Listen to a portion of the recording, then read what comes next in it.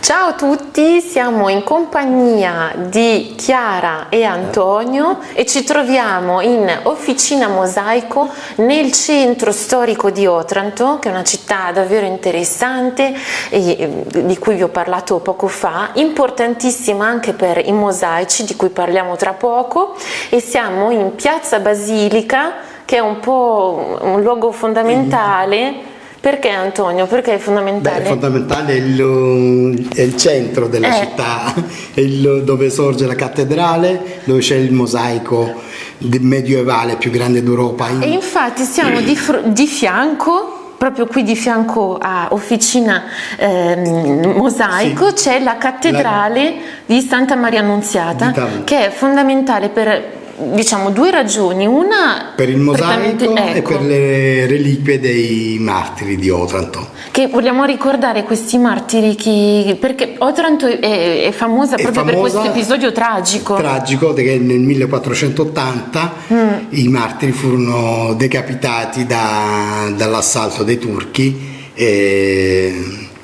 appunto sull'occupazione ottomana nel Salento. Ed è incredibile, c'è una cappella che contiene tutte le reliquie dei martiri santificati di recente. E quindi una ragione storica, questo episodio drammatico, che ha segnato la città, e la seconda ragione è proprio questo mosaico che è, come dicevi, il più importante. È uno dei più grandi e più portati d'Europa del periodo medievale. Allora io adesso vorrei spostare l'attenzione a voi, perché passeggiando per questa città magnifica sono stata attirata dal vostro laboratorio, dalla vostra bottega, che è davvero magnifica. Grazie. E sono quindi curiosa di sapere un po' la vostra storia e la vostra passione per l'arte del mosaico. Voi siete mosaicisti? Mosaicisti, sì. Allora, sono mosaicista, sono nato a Otranto, mi sono ho collaborato nel restauro anche della pavimentazione, mi sono formato a Ravenna come mosaicista restauratore, e poi ho proseguito tramite il mio maestro quest'arte antica che tuttora professo. Bellissimo. E Chiara, ti passo intanto grazie. il testimone. Ok. Io invece sono Chiara, sono nata a Cremona, quindi nel nord dell'Italia. Okay. E ho iniziato l'arte del mosaico vicino a Parigi, da una ravennate, che ha lavorato nello stesso laboratorio dove Antonio si è formato, tra l'altro, a Ravenna, che era il laboratorio di mosaico più importante di Ravenna, e non solo di Ravenna, penso d'Italia, uno studio d'Italia, lo studio Signorini. Studio Signorini. Esatto. E poi ho iniziato a lavorare a Milano, e lì ci siamo conosciuti. Ci siamo conosciuti e ci siamo innamorati, guarda caso, su un lavoro che abbiamo fatto in Francia. A Saint-Paul-de-Vence. Saranno felici i francesi. A Saint-Paul-de-Vence abbiamo fatto un mosaico meraviglioso di 110 metri quadrati dedicato a Jean-Michel Folon, e lì ci siamo innamorati. Che è tuttora un museo. Esatto, oggi è un museo. Allora, per me che sono un po', diciamo, profana, chi è Folon? Folon era un artista belga. Un artista belga, d'accordo. Molto conosciuto anche in Francia. Che appunto gli è stato dedicato un museo, una vecchia, una chiesa che è stata una chiesa sconsacrata, dedicata che oggi è diventato un museo dedicato a Folon, a quindi sua c'è memoria.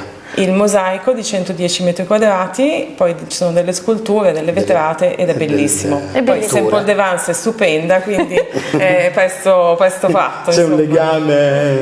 E quindi anche noi abbiamo un legame con la Francia a questo punto. È reciproco. Esatto.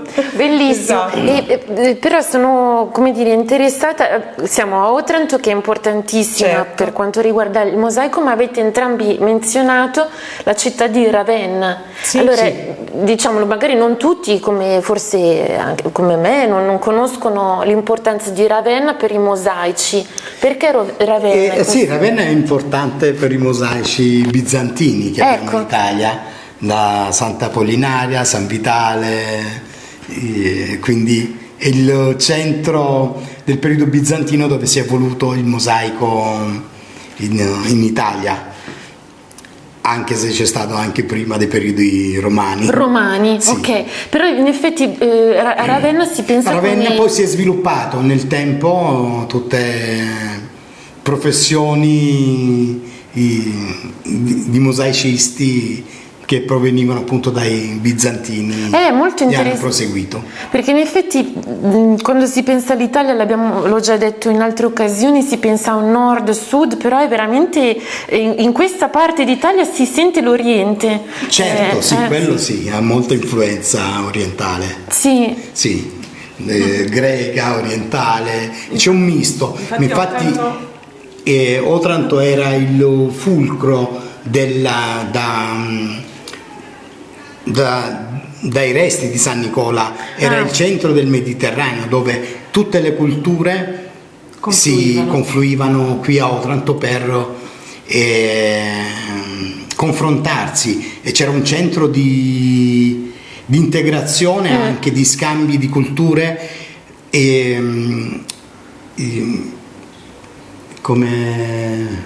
Come si può dire? No, le traduzioni dei testi, c'era un centro di biblioteca. Sì, era la biblioteca più grande, penso, d'Europa di quel periodo, era conosciutissima. E Otranto infatti è ancora oggi chiamata Porta d'Oriente. Dove venivano tradotti appunto i testi da tutte le parti del Mediterraneo. È bellissimo, e in effetti si sente quando si gira, si passeggia nella città, si sentono queste multiple influenze. E se visita la cripta sotto la cattedrale vedrà tutte le influenze di diversi, anche sulle colonne, e di tutte le diverse tipologie, dai persiani e sui capitelli delle colonne, che sono tutte diverse, sia come strutture che come marmi che come lavorazioni. Bellissimo, allora un piacere. Poi siamo di fronte ai libri, quindi vediamo che dietro al lavoro c'è tanta conoscenza, passione, arte,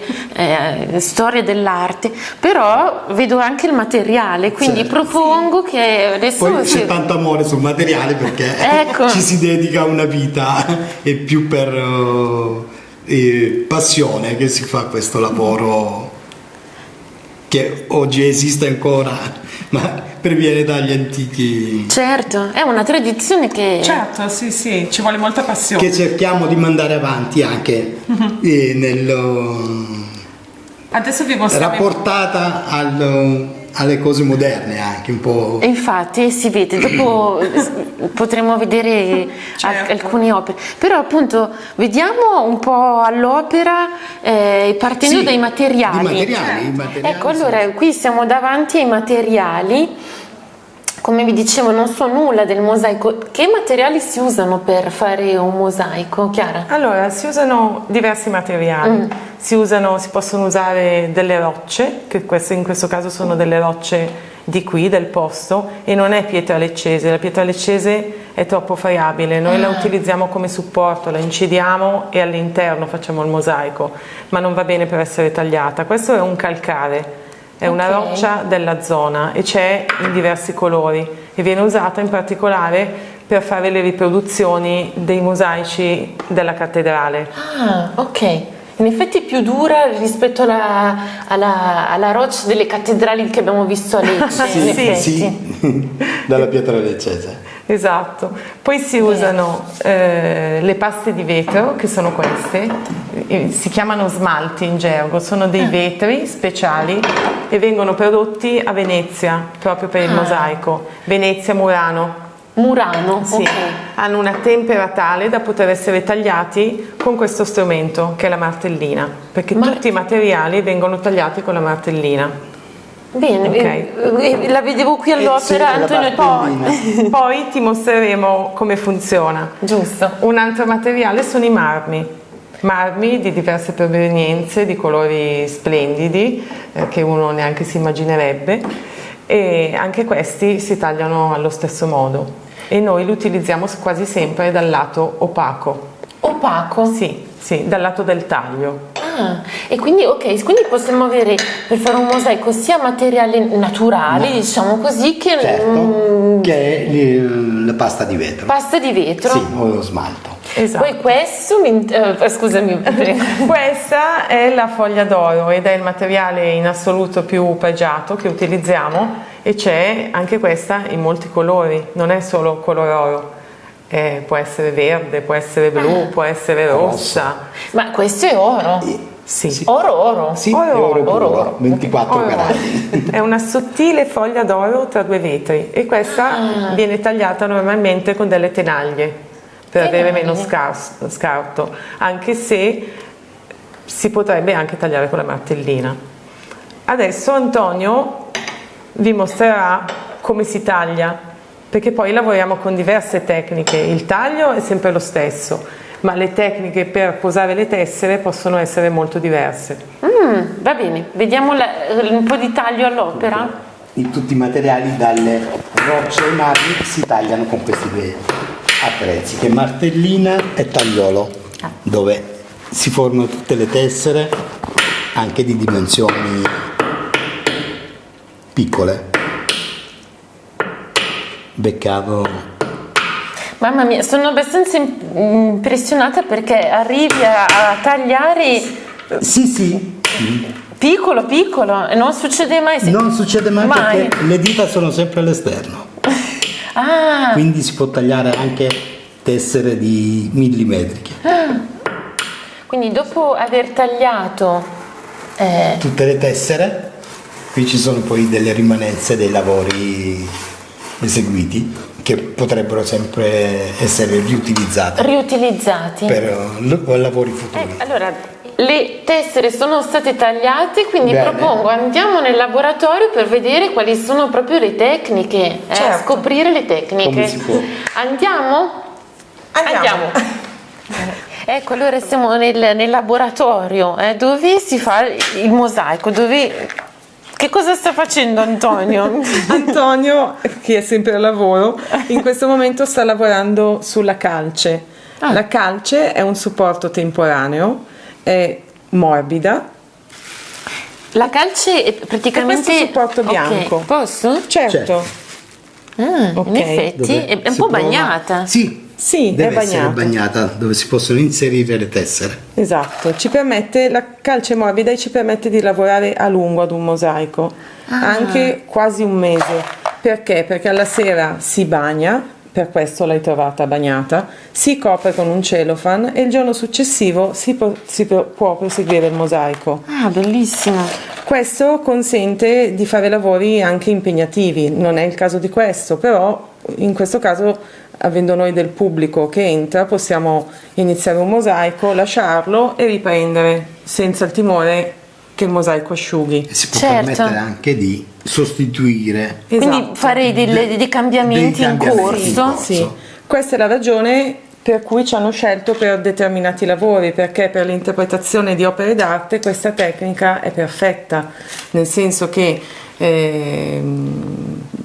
in determinati dipinti che abbiamo interpretato a mosaico magari l'artista veniva e diceva desidero cambiare questo e noi potevamo cambiare. E quando Chiara parli di interpretazioni di dipinti sono riproduzioni di dipinti, no, in mosaico? Interpretazioni. Sì, interpretazioni di dipinti fatti in mosaico, dopo vi mostreremo. Quindi si possono utilizzare per modellare alcune tessere anche delle tenaglie apposite per il mosaico che non chiudono le dita, quindi uno può formare i propri triangoli per inserirli e modellarli per le diverse opzioni di lavoro, fare dei trapezzi, e sono delle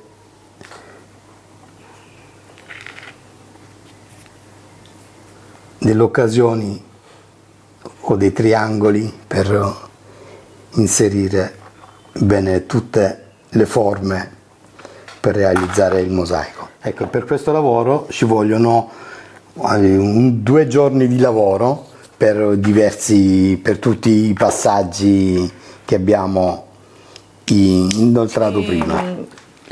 Quando tu finisci il mosaico sulla calce, però il mosaico non è terminato perché la calce asciuga, quindi se noi lasciassimo lì il nostro mosaico lo troveremo sul pavimento. Come facciamo allora? Dobbiamo toglierlo da lì. In che modo? In questo modo. Una volta finito il mosaico sulla calce, questo si mette questa garza sulle tessere. Questa garza su, sì. Ok.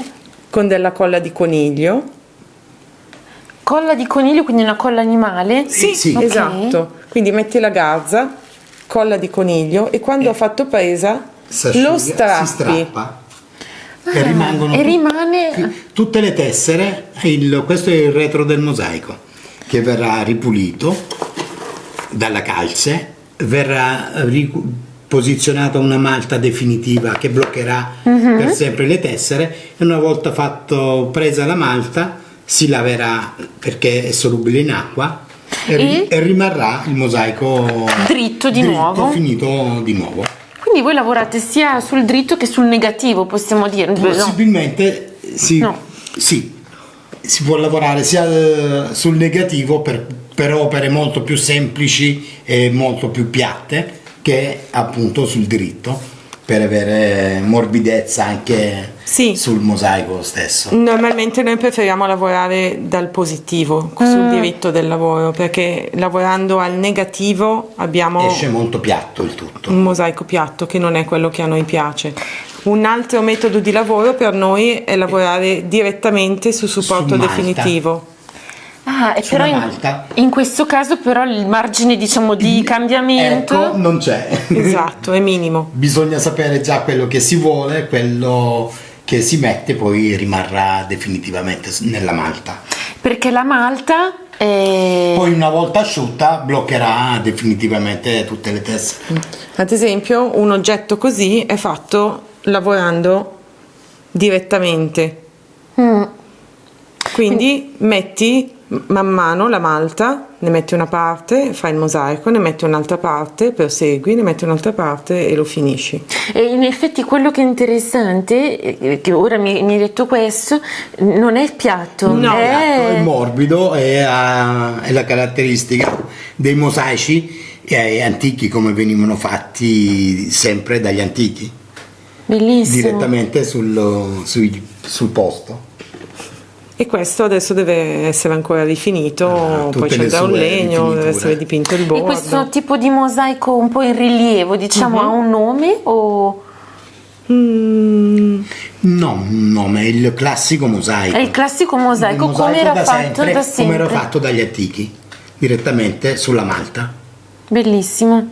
E la bellezza di questo tipo di mosaico è che lavorando con le paste di vetro, avendo le tessere che sono di altezze diverse e tagliate a mano con la martellina, la luce si riflette in modo sempre nuovo, diverso. non esce una cosa amorfa, il mosaico è veramente vivo. In effetti è bellissimo. E in più qui c'è anche della foglia d'oro che lo rende ancora più brillante. Più È prezioso. magnifico.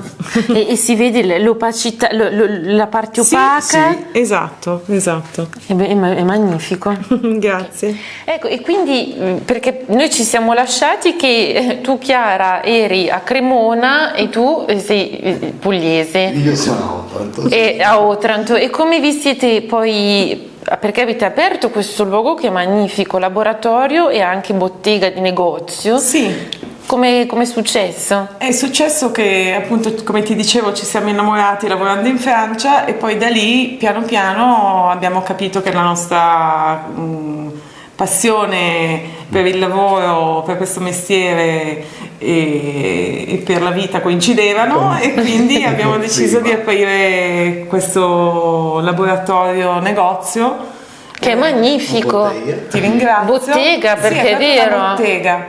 E allora, perché appunto girando, adesso facciamo vedere, ci sono delle riproduzioni magnifiche E sono rappresentate, adesso mi spieghi magari tu Chiara, sai meglio di me sicuramente, sono rappresentate varie fasi del mosaico storiche, Sì, romano. certo. Ci sono riproduzioni, in questo caso queste sono riproduzioni di epoca romana. Romana. Sì, di diverse provenienze, tutte queste sono di epoca romana, mentre qui abbiamo 2 riproduzioni del mosaico della cattedrale, quindi medievali. Ah, queste sono che medievali. Esatto. E poi proseguendo, tante altre non ci sono più, e proseguendo abbiamo ancora riproduzioni di periodo romano, come questi pesci, una scena nilotica e gli uccelli con il canestro, per poi passare al pavone che è di periodo bizantino. È bellissimo, i colori cambiano notevolmente. Sì, cambiano totalmente. Queste sono tutte rocce e marmi, mentre nel pavone sono paste di vetro e foglia d'oro.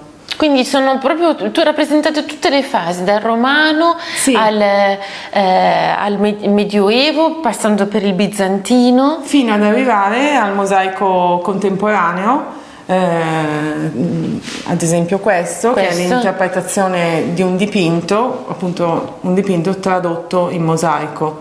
E qui c'è, noi l'abbiamo interpretato e c'è un artista che ha fatto il dipinto e ha autenticato il mosaico.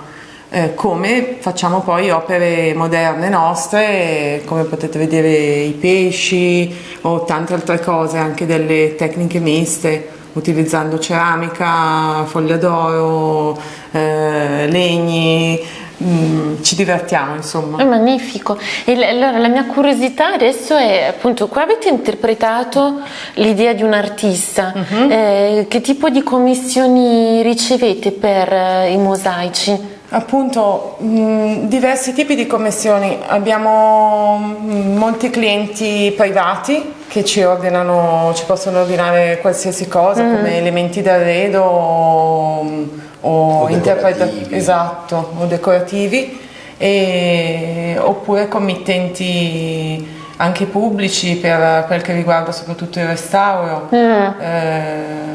Per spazi urbani anche, sì. Quindi architetti. Sì, certo. Ed anche Si collabora un po' con tutti. artisti, un po' tutto, artisti Comprende privati. un po' tutte le arti. Bellissimo. Di infusione. Allora, a me non resta che ringraziarvi, grazie voi. Chiara, grazie Antonio Grazie per farci scoprire quest'arte che è sorprendente e meravigliosa. E allora appuntamento ad Otranto, Certo. Bene. Officina Mosaico, Piazza Basilica, di fianco alla cattedrale che contiene il mosaico, quindi non Certo. potete sbagliarvi. Esatto. Seguiteci anche sul canale, trovate tutti i riferimenti anche di Officina Mosaico. A presto, grazie. Grazie. Ciao. Ciao.